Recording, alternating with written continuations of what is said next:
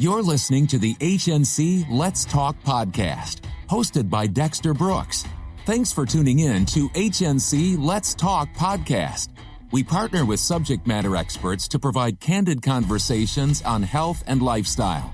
Here at HNC Let's Talk podcast, mental, physical, spiritual, financial, and health are all connected. This episode of HNC Let's Talk podcast is sponsored by HealthNet Co. Together, we make insurance simple.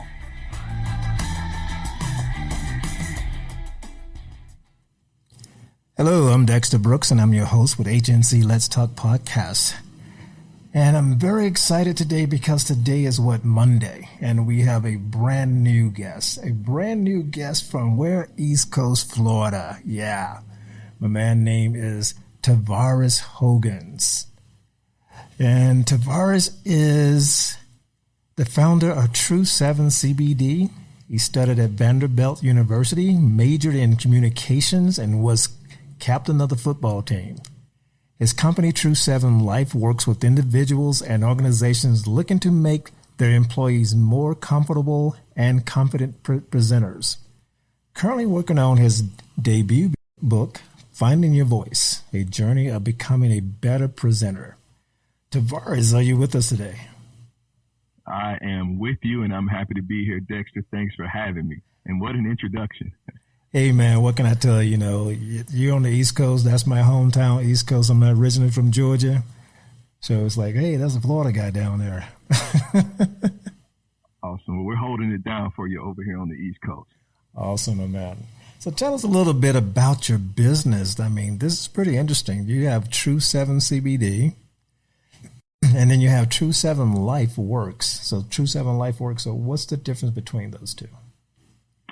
Yeah, so, I can't speak for most entrepreneurs, but I knew I wanted to get out of the corporate space. And as I was transitioning, I didn't have all of the plan. I had been given a couple different visions, do this and do that, but I wasn't really seeing how it was all going to marry together. I ended up going to a CBD conference and getting information there because I was given the vision to create a CBD line. And from there, I had a podcast conference scheduled. And interestingly enough, at the podcast conference, I met a publishing company that I ended up doing a book deal with. And I was sitting down that night speaking with that publisher, and it all started to come together. And what kind of birthed out of all of that is 2 services and 2 products.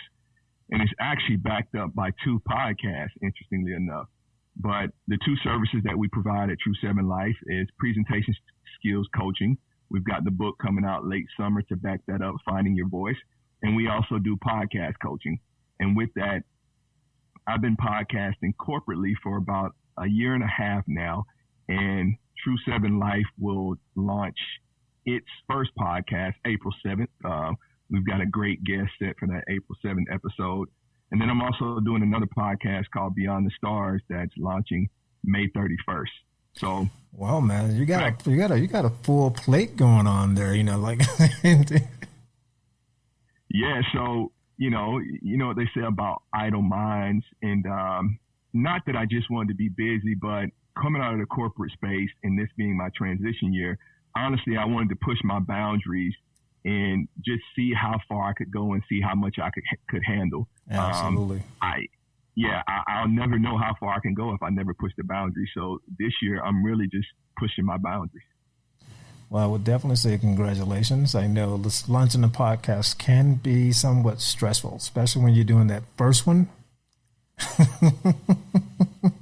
Absolutely. So I kind of had a soft landing. The company that I currently podcast for, I was hosting their podcast for 18 months.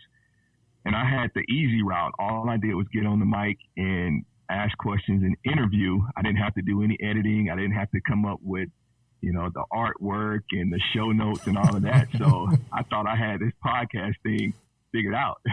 But to your point, whenever you do your own show and your own episode, there's a lot more behind the scenes. Oh yeah, there's a lot more behind the scenes. And then you think about people that has these large podcasts, and you say they got a big staff, and you go, oh yeah, now you know why you got the staff. because there's a lot of work in there. Yeah, there are definitely some people that are doing some great things. And, to that point, about a week or two ago, I don't even remember exactly where I got the intel from, but I know in order to go where I'm supposed to go in the direction that I'm supposed to be in, these different arms that I have represented, or umbrella, I like to call it, they're going to have leadership. So in order for True 7 Life and True 7 to get where it's supposed to be, it's going to take an army. So we will be looking for a team. It does definitely take an army. So now we're talking CBD. We're talking Florida. We're talking the Bible Belt. How does that play into that Bible Belt philosophy? Interesting enough, when we talk about the Bible Belt, and I'm from North Florida, being from Georgia, being from the South, there are a lot of similarities. And, I went to Vanderbilt University, definitely the heart of the Bible Belt, and now living in Jacksonville. I have to be honest, man. I haven't had a lot of impact from the Bible Belt. Maybe it's because I'm not making enough noise right now. But I previously lived in Tampa, and one difference I can say between Jacksonville and Tampa is I feel like in Jacksonville, people aren't in your business and concerned about what you're doing. Everybody's more concerned about living their lives and not trying to one up the next person and all of that. So I will say, since being here in Jacksonville, I've gotten more support than, quote unquote haters, as some people would say. So for me, I don't know if being in a Bible Belt has anything to do with it, but my journey has been fairly successful being here in Jacksonville. Well, good. That's a big change. I mean, like I say, I'm from the South. I'm originally from Georgia. I've been in Colorado now for 16 years. And, Colorado was the first state to officially legalize cannabis. And so when that happened in Colorado, it was like, oh man, I'm from a state that, that's something that you don't get nearby, you don't touch, you don't go, you don't go around and all this stuff right here. I remember day one taking the public transit and seeing this guy with this huge blunt behind his ear on day one of the pitch lunch. Right. I'm like, well, here it comes. But see, the only thing that changed was the fact that, how if you take public transit, if someone smokes, as a smoker, you smell the nicotine. Mm-hmm. Now you just smell the weed. Right. That's it. And there's certain areas in town that if you drive, it's like you go through this big puff of weed smoke, and it's like you don't see it, but you can smell it. And the CBD market has been booming. I don't truly understand it, so I'm going to touch base with you on that because I don't understand.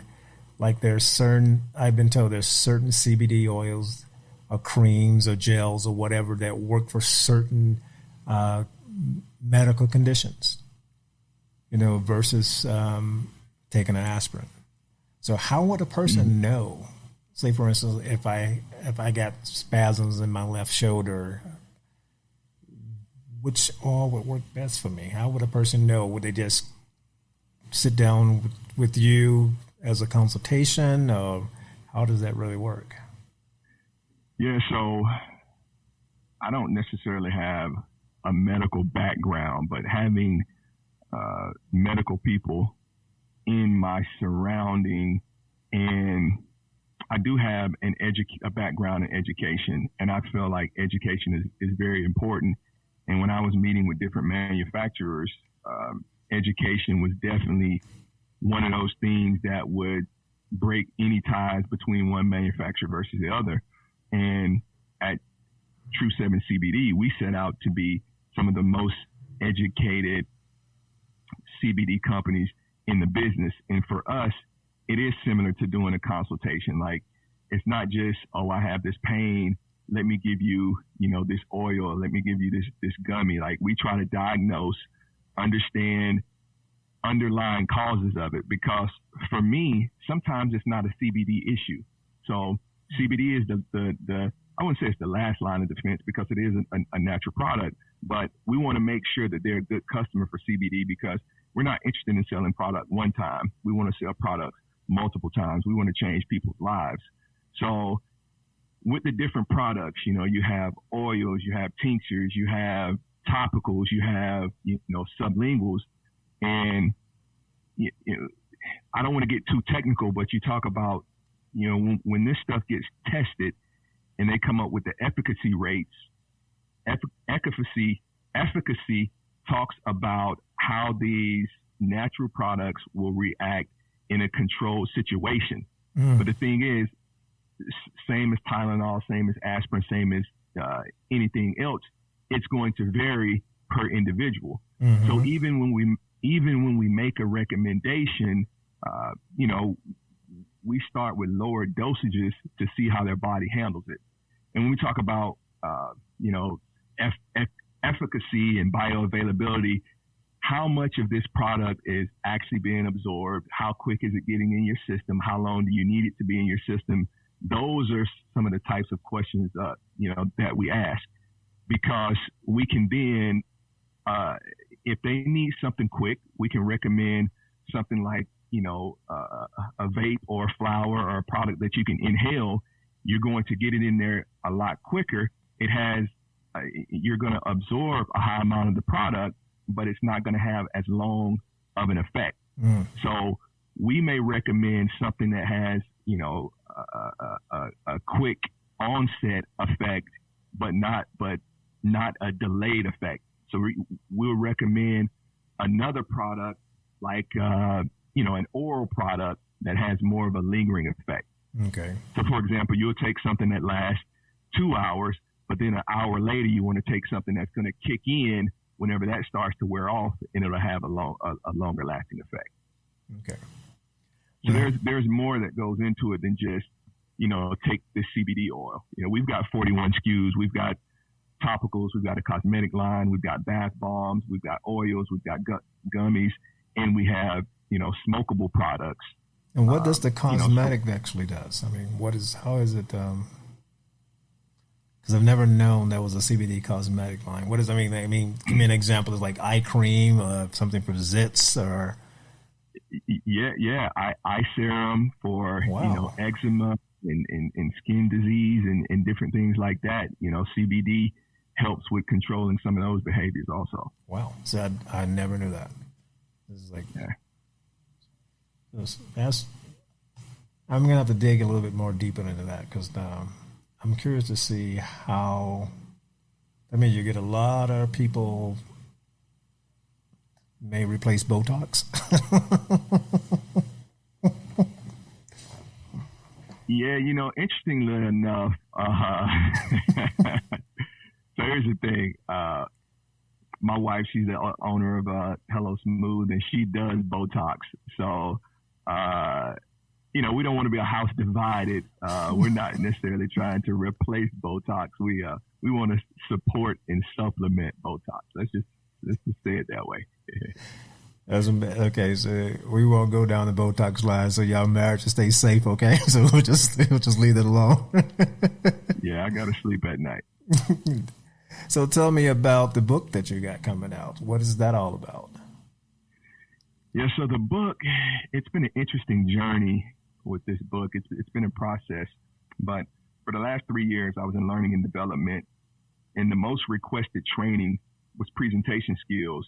And for whatever reason, we didn't deliver a lot of presentation skills, but I think the number 2 fear in the world is the fear of public speaking.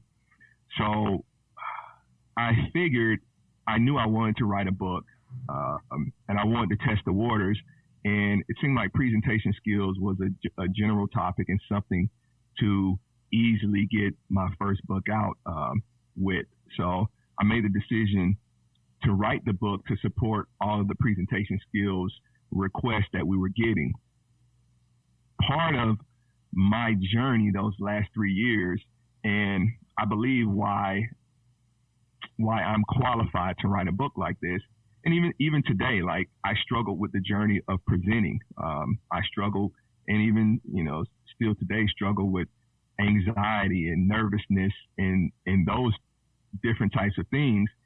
And the book is coming from a perspective of someone that has been in those shoes.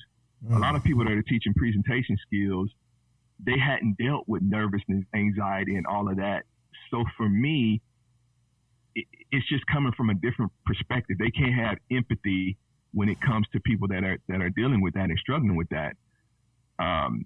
But as I got better over these last 3 years, what I realized is, for much of my professional career, I would be in meetings and I would hear something that I didn't agree with, but because I was too nervous to speak up, I wouldn't say anything.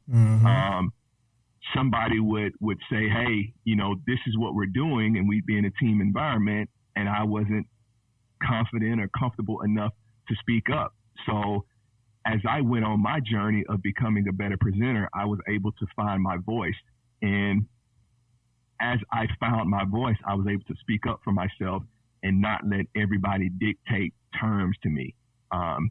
So as I was writing the book, it was generic, and I was getting ready to, I literally was getting ready to almost put it out.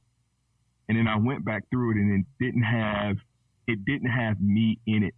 And I just knew I couldn't ask anyone to give me a nickel if I wasn't true to myself in the book. So I changed the title of the book, and the book is called Finding Your Voice. And it's a bit about a journey. It's a bit about my journey of finding my voice by becoming a better presenter. Awesome. That's really great. Now, when is the book supposed to be released? So, for about the last 4 days, literally, I've been on these last 2 chapters. I had some stuff that I had to move around in a couple chapters. They just didn't flow right. And I hadn't been able to print it and look at it the way that I would like to look at it. But I'm going to be done with all of the self-editing in the next 48 hours. But we can expect print. We can expect print this summer. It's probably going to be a launch in August, mid-August launch. We'll do a little bit of press release and all of that good stuff, but we can expect it mid-August. Well, definitely let us know how that's going to work out, because we would like to have you on the show again, and so we can talk about that book and get that book out there. Yeah, I'm sure you're going to have it on Amazon and everywhere else, and Barnes and Noble. Absolutely, we'll have Amazon, Barnes and Noble, all digital outlets. We'll have an audio book coming a little bit later, shortly later, not too long down the road. There'll be a workbook to go with it also, but I'd be honored to come back to the show and do a little bit of publicity behind it. I mean, that's because I personally, I know, like I said, the public speaking thing, it can be challenging. When you got thousands of people and you up there and you're going, the worst part of it is when the FAQ sessions. Yes. That's the worst part of public speaking. Because people come back and ask you a question, and then if they don't like your answer, then they challenge you. Yeah. I'm going to give away some quick tips for public speaking, because different people struggle with different things. My top 3 tips are preparation, authenticity, and engagement.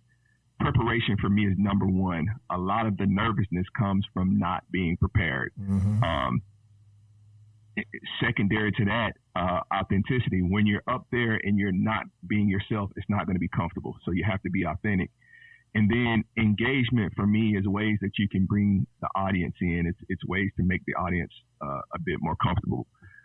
But with the Q&A can definitely be challenging. What I try to do, if there's an opportunity for Q&A, I try to think of some questions that I may get from the audience, and then try to prepare and prep for those questions, those potential questions.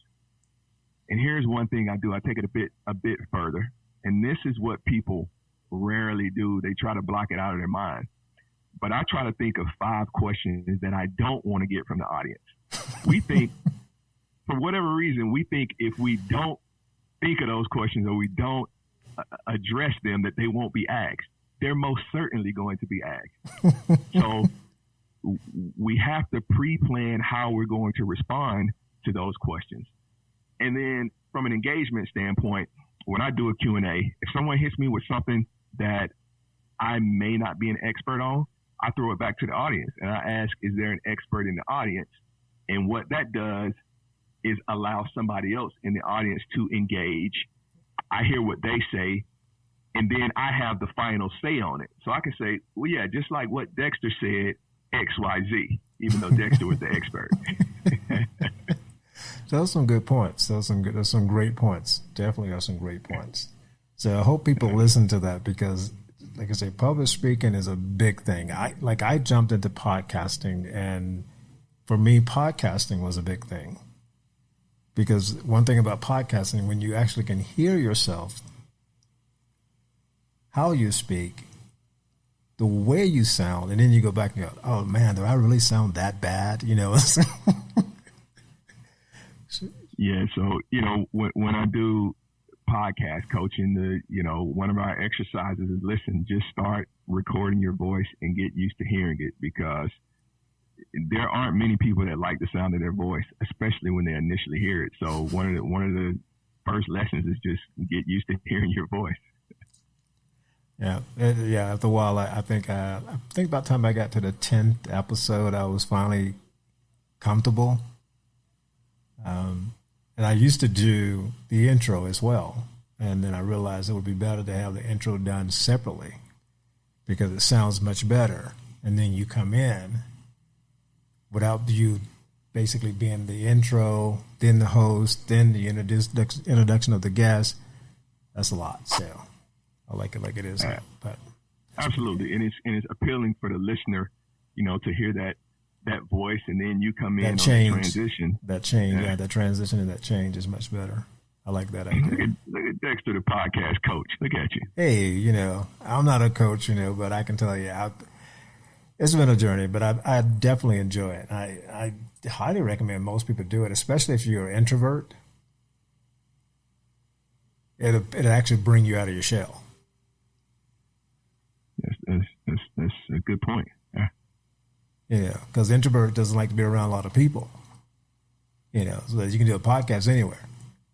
Right, and I'm sure they got a lot of things they want to talk about. So not to look for the more competition in the podcasting field, but because there's a lot out there. Yeah, podcasting actually is good for introverts. I'm doing a talk at a podcast conference, and it's top 10 tips to survive a podcast conference.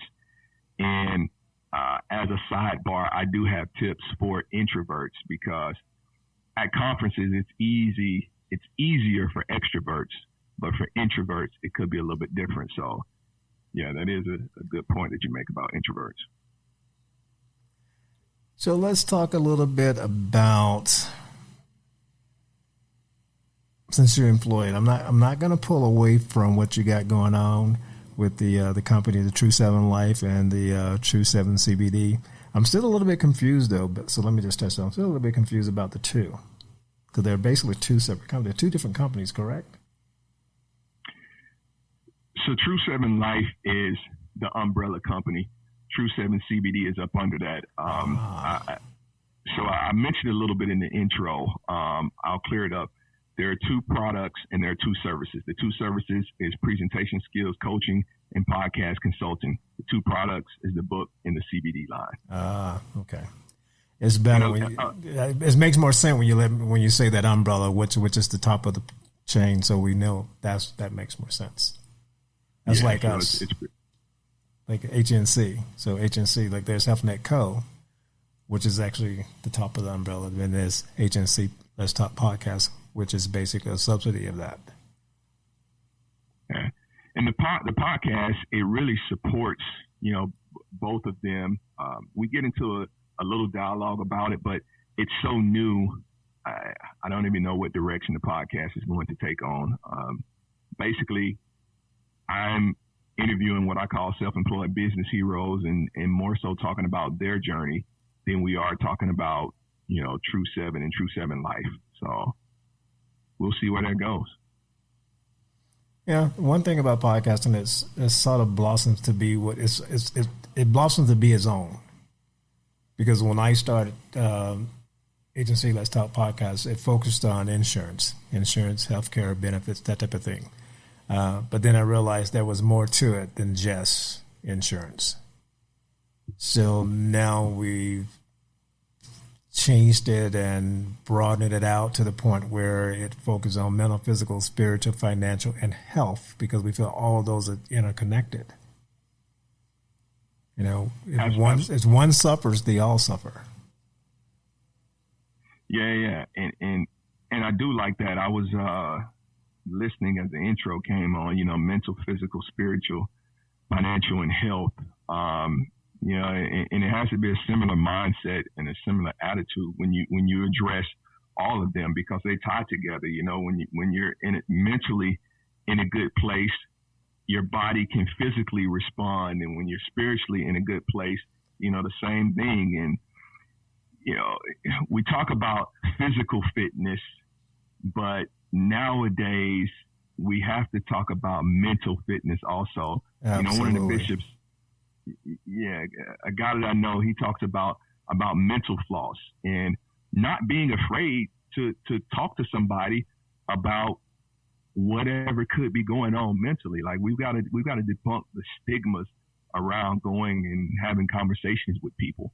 I feel like I've got all of my rocks, but I still like to get a second opinion, and I still like to understand behaviors that can help keep me mentally clear and mentally on pace and all those other things. I mean, that's really true.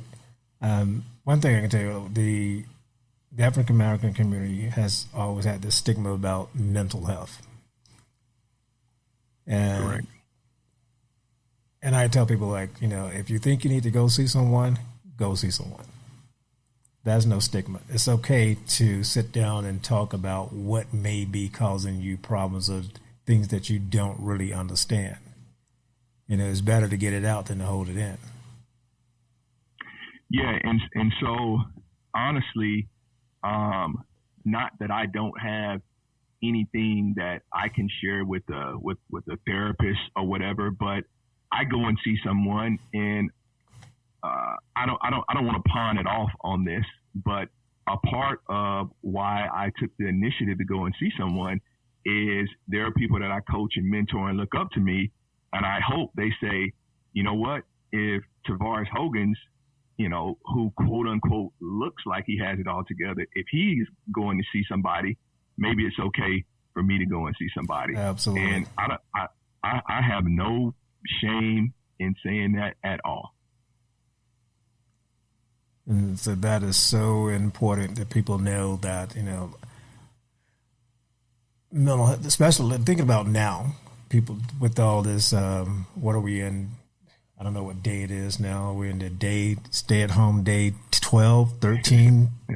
Well, actually, right. It's 14 because tomorrow is 15. Tomorrow says the day 14. Quarantine. And a lot of people have not adjusted to the idea of working from home, being at home 24/7, and the stress that it can cause on the mind. You get bored and you figure out what you're going to do, what's going to happen, and you figure out your mind starts thinking more than it should. Speaking of that, how are things down in Florida? I haven't heard too many things about issues in Florida. I heard issues every state but Florida. Yeah. Honestly, I don't know that I can say Florida is exempt. I mean, it's definitely not exempt. We've got cases here just like everywhere. I can't speak for the whole state, but I've gotten out and driven around just, for my own mental sanity and all of that. One thing that is maybe a bit troublesome is the first couple days, and I was only out one day, there wasn't much traffic. But it seems like as this thing goes on, people are less and less serious about it. And me personally, I hadn't had a conversation with known anybody that had known someone that had any cases. So a lot of times, if it doesn't come home, it's not real to you. Interestingly enough, someone that I do business with, their uncle had a case and their sister had a case. Wow. And just having that conversation and hearing the symptoms and hearing how, they dealt with it was a bit more eye-opening for me. And fortunately, they seem like they're coming out on the other side of the cases, but it's just something that, the mandate is to stay at home as much as you can, stay away from people, make sure your hygiene is how it needs to be. And we need to take that serious. Another question was, how is Florida? Florida probably needs to be a little bit more obedient to the process. To the stay at home. Absolutely. There's too much traffic out there, and it's not the essential people either. Are you serious? I mean, because I noticed as soon as the governors did the stay at home, the very next day, I noticed the flow of traffic had decreased. And this morning I went to the grocery store at 7 o'clock in the morning. And I didn't realize it was seniors from 7 to 8. Mm-hmm. And there's a line. And they only allow 75 people in the grocery store at any time. And I'm like, they have really gotten really serious with this, distancing. And it hits home when you see that, because the grocery stores in Colorado are like, oh no, they're friendly. Right. You run into people, you sit there, you're talking, everybody's talking, you grab a Starbucks, you grab something there, you still walk. But now it's like robotic, nope, gotta go this way, you get. And trust me, man, when I go, I put my mask on, I have my gloves on, and people are like, why? I said, because think about it. When HIV came out, the thing to protect you was condoms. Mm-hmm. What's going to protect you now? Your gloves, your mask. Yeah, and the thing is, like, we don't know. So, take it as serious as we can until we know. Thank you. Because there could be people carrying it with no symptoms and all of that. You don't know what effect you're having on other people. It's not just about you. So, the biggest thing. Hopefully somebody. Go ahead. Go ahead. No, I was going to say, hopefully someone will hear this and take it a bit more serious. Yeah, I mean, the biggest thing with me was the fact that there's no cure, there's no treatment. Anytime you tell me there's no cure, there's no treatment, that's the biggest red flag in the world. I'm sorry. Yeah. That's when stay back. No cure, no treatment. I can't do nothing for you. That's weird, man. But yeah, I mean, we're just treating symptoms. We're just treating symptoms. That's as best as we can. And we do a lot of that here. And I wonder, I really wonder when you think about that, how many people have tried CBD? Some type of inhaler to try to clear it. Because I read that after China had their peak, they did autopsies, and they said the mucus that was inside the lung was so thick, air couldn't even flow through it. Wow. And when I read that, I was like, whoa, this is so serious. That is crazy. So I'm thinking now there's a CBD inhaler that may like expand the lungs or break up mucus. Who knows? We never know what they may be working on at, the FTC, what may be going on. We know they're testing different drugs, but CBD may be something that they're testing as well. Yeah, and one thing I'll say about our line, it's terpene based. So a lot of our... What do you mean by terpene based? So terpenes are organic aromatic compounds that are produced by a variety of plants. So terpenes, there are terpenes in insect repellent, different things like that. They have different types of effect, different benefits, anti-inflammatory, antimicrobial, antibacterial, different things like that.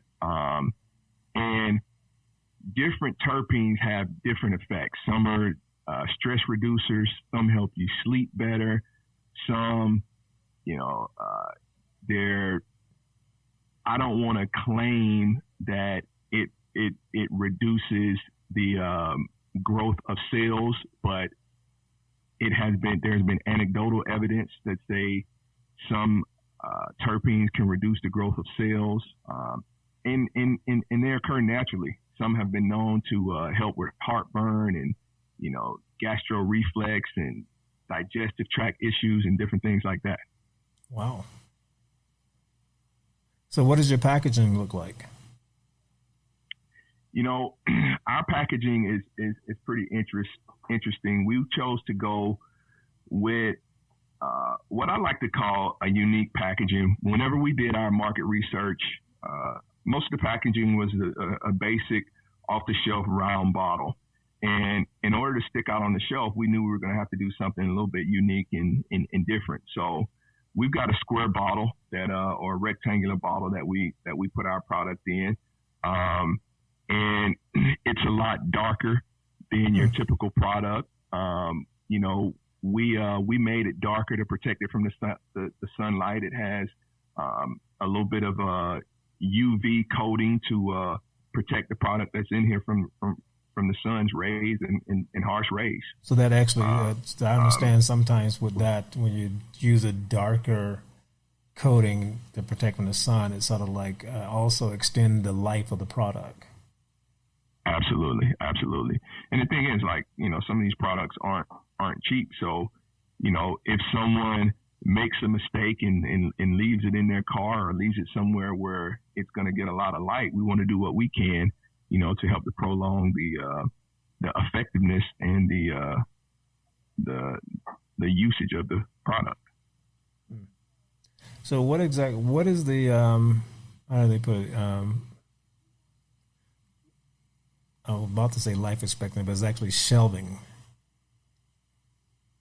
expectancy. How long can a product can actually stay on the shelf and still be considered as potent enough to use? Yeah, and again, we're going to talk about efficacy because we can only test in a controlled environment, but we guarantee our products for 2 years, a 2-year shelf life on our products. Well, that's long enough. Yeah. I mean, you should go through it. You'll probably go through it in less than a year. Yeah, because if you have a prescription and you've had a prescription in your closet and in your cabinet for like 2 years, you need to trash it anyway. But that's long enough, Right. So yeah, that's pretty good. And the product, well, I don't even want to say that, but yeah, 2 years. Okay, now what is it that you're not sharing with the audience today that you're not going to share? The statement that I was going to make. The statement that you was going to make. Yeah. So, I mean, even with those drugs that you have in your cabinet, they expire in 2 years. But if you had a headache and you took that product, there's a good chance that it would still work. Yeah. Your meat has a date on it, but if the meat's not bad, you can still eat the meat.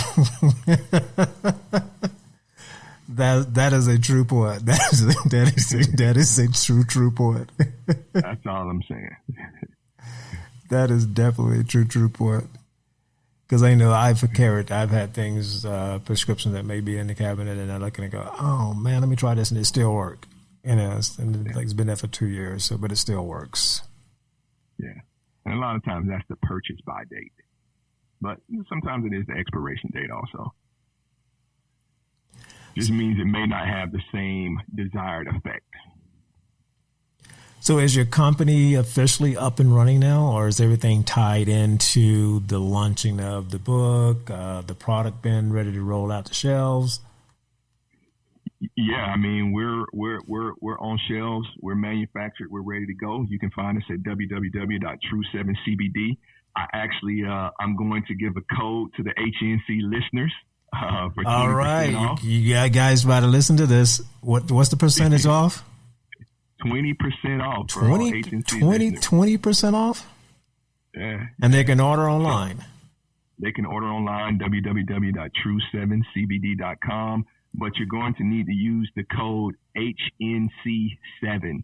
HNC7. That makes a nice T-shirt. Put it on a T-shirt. HNC7. You guys hear that? HNC7, 20% off. And what's the expiration on that code? Well, so should we do an amount? Should we do a certain amount of usages of the code, or should we have it for a certain period of time? I'll let you. Certain period of time. Okay, so we'll do it 30 days from when the podcast launches. Okay. Podcast. Actually, this one is going to go live tomorrow. So we'll do it until the end of. Well, yeah, it's about the same. I was going to say until the end of April. Because tomorrow is the 31st. So yeah, so the end of this 30 days, basically. Yeah. So, okay, that's good. Is that long enough for you? I would say 60 days would be better. Okay, you listen. You love your audience. I like it. Absolutely, 60 days would be better. Because people tend to listen different ways. With all these things going on with the coronavirus and COVID-19, more people are watching that, and then so CBD may come in handy. But I'm just thinking, everybody's the listeners are there, but they're focused in different ways. So right now I'm looking at my audience and I'm going, okay, what's the best way to grab your attention right now? And I think this is one of the best ways to grab your attention. So HNC7, that code 20% off will be good until May 31st. May 31st. All right, my man, Tavarus. All right, Tavarus. And on closing,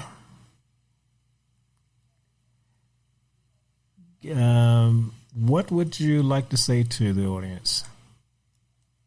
Well, first off, I want to thank you for having me here today. It's been an honor to be a guest here. And what I would say is just, first and foremost in this climate, take care of yourself first and foremost. And by taking care of yourself, you're taking care of others. The show is about mental, physical, spiritual, financial, and health. While we have a little bit of downtime, take inventory of all of those aspects. Think about how you're doing from a mental standpoint, physical standpoint, spiritual standpoint, financial standpoint, and overall health. And right now you have an opportunity, to reset and kind of get some things under control. So take an inventory there. And if there's anything that True 7 can do to benefit you, if you feel like, presentation skills coaching is something you need, podcast coaching, we're here for you. And also, please fraternize, www.true7cbd. HNC listeners, you have a 20% off code for the next 60 days until May 31st. Thanks for listening. Awesome. All right, so what I'm going to say is I'm going to make this a little bit sweeter deal. So since we got this now for 60 days, we will go ahead and add that to our exit. So on the next 60-day next podcast, that code will be listed on the exit. So everyone will be able to hear that. Hey, that's awesome. I appreciate that. No problem at all. All right, Tavarus, I do appreciate you joining us today at HNC Let's Talk Podcast. And again, look forward to having you on the show again pretty soon. Just let us know what your schedule is like. I know you're busy because you got 3 business going on. You don't have 4. Yeah, there's a lot going on, but we will definitely talk in August for sure. I'll be putting together a book launch tour, and HNC would definitely be part of it. Awesome. Thanks again for joining us at HNC Let's Talk Podcast. Everyone have a great afternoon.